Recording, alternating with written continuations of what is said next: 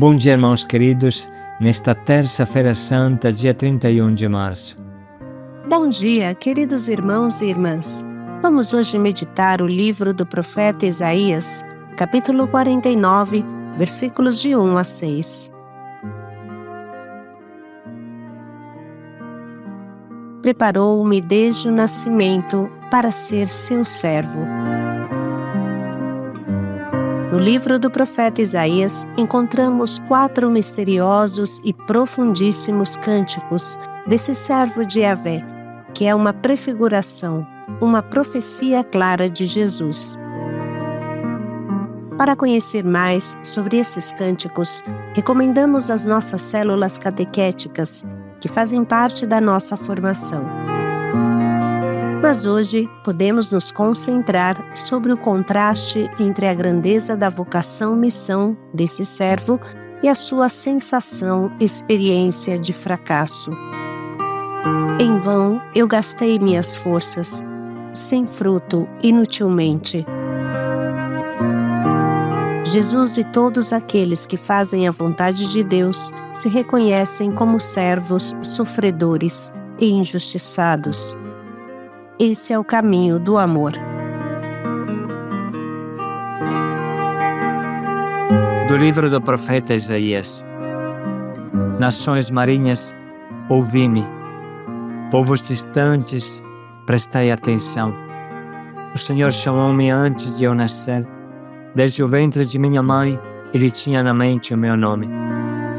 Fez de minha palavra uma espada afiada.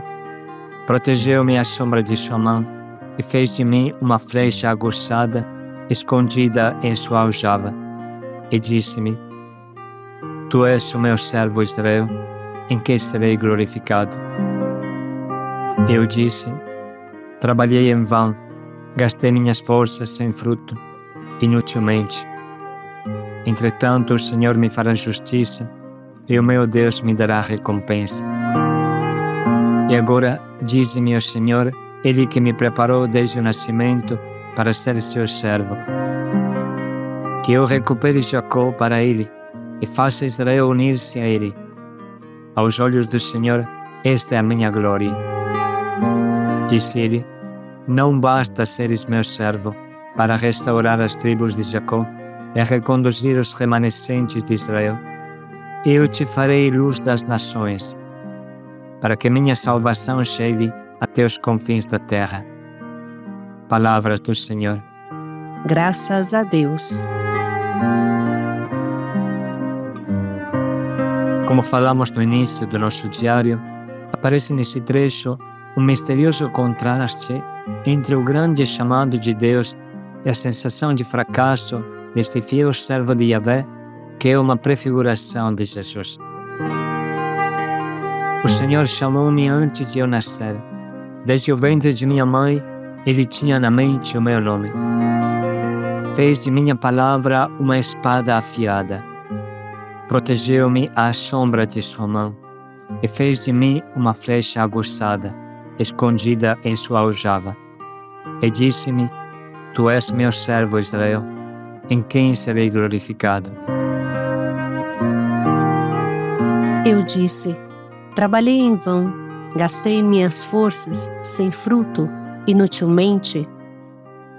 O Senhor me preparou desde o nascimento para ser seu servo, que eu recupere Jacó para Ele e faça Israel unir-se a Ele.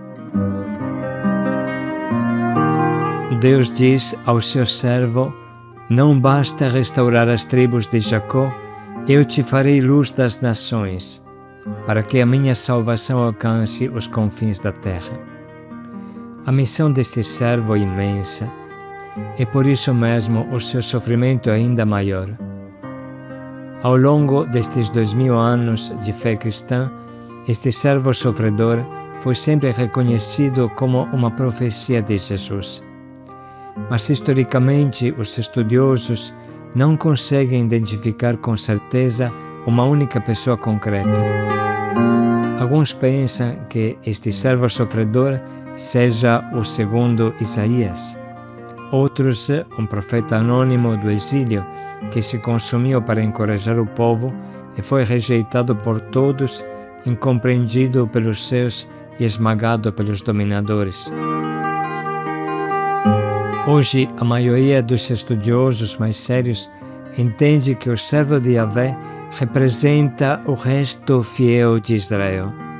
Homens e mulheres inocentes, fiéis que não causaram o pecado do povo, mas sofreram junto com o povo no exílio, mesmo que este exílio foi causado pelo pecado dos outros irmãos. Um exemplo comovente disso é a oração de Daniel na fornalha ardente, quando ele diz que não há mais templo, nem altar, nem sacrifício, e oferece a sua própria vida como oferta diante de Deus. Daniel e seus companheiros são fiéis, mas não abandonam o povo pecador, os seus irmãos pecadores. São inocentes, mas permanecem no exílio. Sofrem não por culpa própria, mas por amor aos irmãos. Entregam a sua vida como inocentes por amor aos irmãos, pelo resgate dos irmãos. Deus olha para estes justos e se comove. Percebe que nem todo o corpo de Israel está perdido, que ainda existem membros fiéis que o procuram. Por causa deste resto fiel, por causa destes servos sofredores, Deus perdoa, a aliança continua, aliás, renasce, a fé não morre. Olhando do lado do povo, percebemos que estes servos sofredores mantêm viva a esperança no meio deste povo perdido. Com a própria vida chamam à conversão, por isso são perseguidos. São perseguidos por estes irmãos petrificados em seus pecados que não suportam a luz que denuncia o pecado. Este duplo sofrimento, sofrer com os pecadores e sofrer por causa deles, chama-se de expiação. O servo pertence ao povo pecador e pertence a Deus. Ele une o que estava separado, cobre o rasgo da aliança com sua própria vida. É isso que Jesus levou à plenitude na cruz.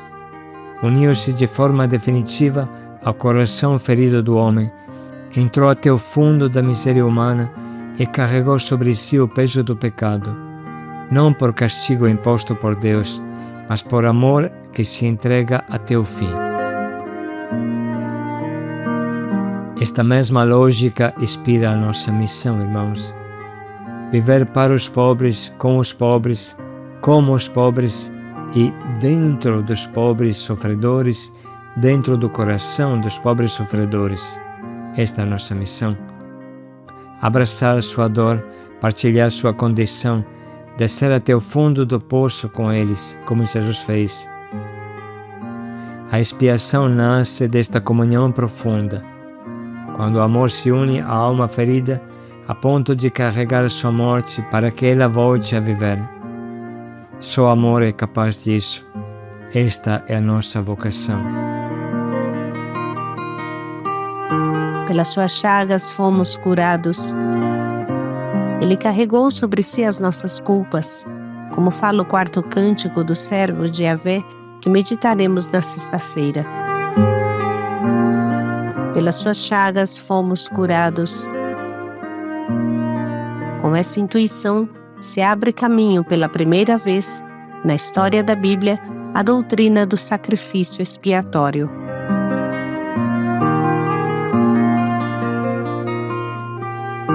O que este cântico mostra com clareza é que a vocação do servo de Yahvé, e mais tarde a vocação de Jesus, não se realiza no sucesso, no triunfo humano, no esplendor, mas no fracasso, na derrota, na decepção de qualquer expectativa humana. O plano de Deus se realiza de uma forma inesperada, difícil para aceitar. Quem conseguiria enxergar o triunfo deste profeta cravado em madeira? Esta ovelha muda levada ao matador?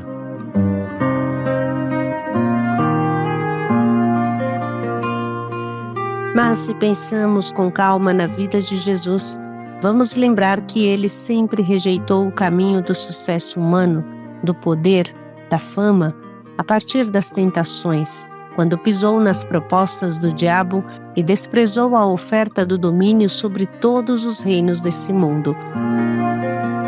Quando chamou Pedro de Satanás, porque queria desviá-lo dessa lógica do sofrimento, da morte cruel no madeiro, sempre Jesus se destacou e se apresentou como um rei humilde, coroado de espinhos, rejeitado e aparentemente esmagado.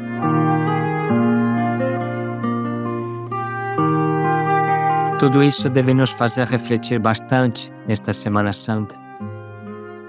Todos nós temos muito medo da rejeição dos outros.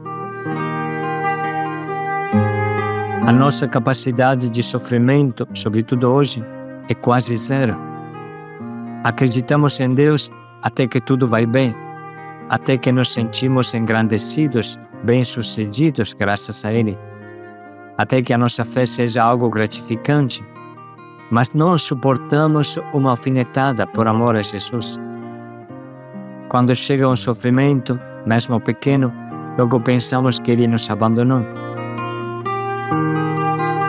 Apesar de ser difícil e contra toda a lógica humana, precisamos entender que o triunfo do amor e do reino de Deus passa através do sacrifício e não do hosana humano.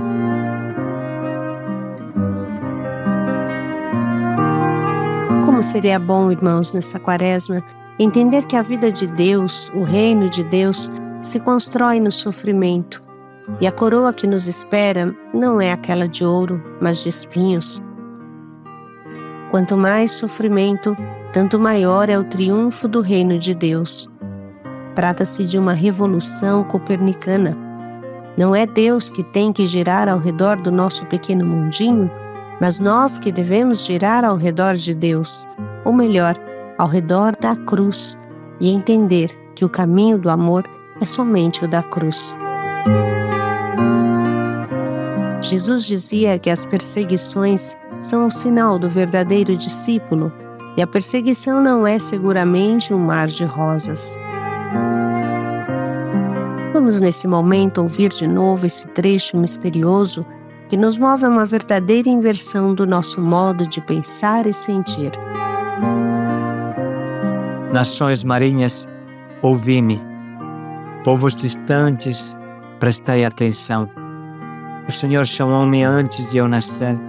Desde o ventre de minha mãe, Ele tinha na mente o meu nome. Fez de minha palavra uma espada afiada. Protegeu-me à sombra de sua mão e fez de mim uma flecha aguçada, escondida em sua aljava. E disse-me: Tu és o meu servo Israel, em que serei glorificado. Eu disse: Trabalhei em vão, gastei minhas forças sem fruto, inutilmente. Entretanto, o Senhor me fará justiça, e o meu Deus me dará recompensa.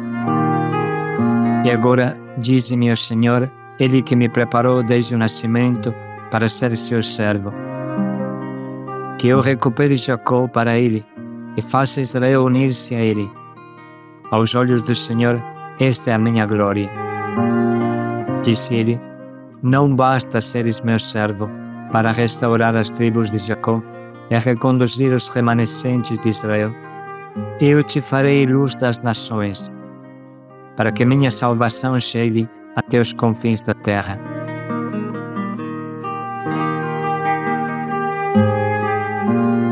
Vamos agora parar um pouco para sublinhar e anotar as frases que mais nos tocam e nos convidam à conversão.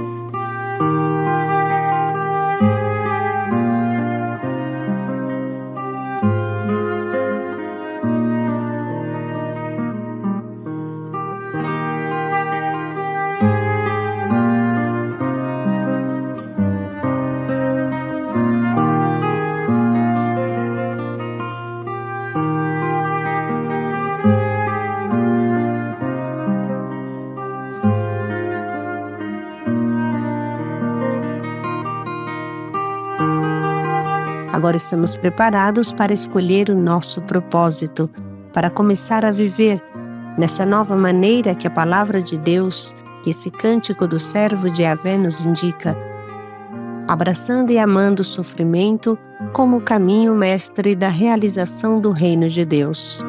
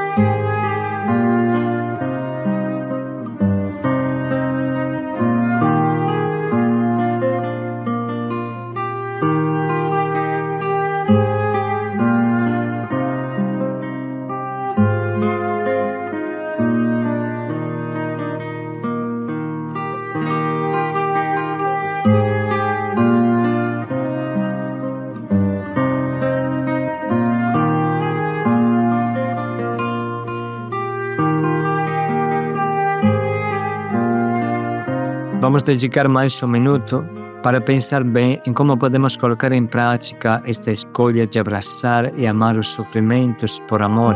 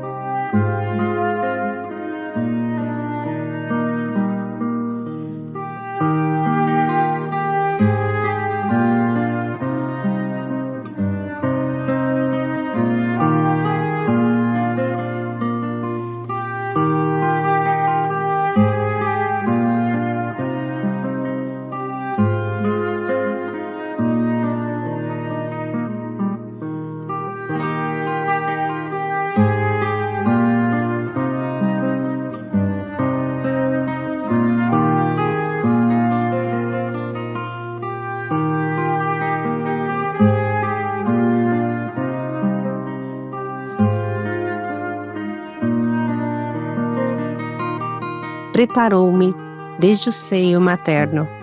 Paz e alegria a todos. Para ser seu servo, paz e alegria a todos. Continuemos, irmãos, a acompanhar no Simbi as meditações da Semana Santa. O link vem anexo. Pode fixá-lo na tela do seu celular, que fique sempre fácil para você abri-lo. Dedica um tempo especial para acompanhar estes vídeos, fazer estas meditações. Esta semana seja uma semana de graça, de verdade. Paz e alegria a todos.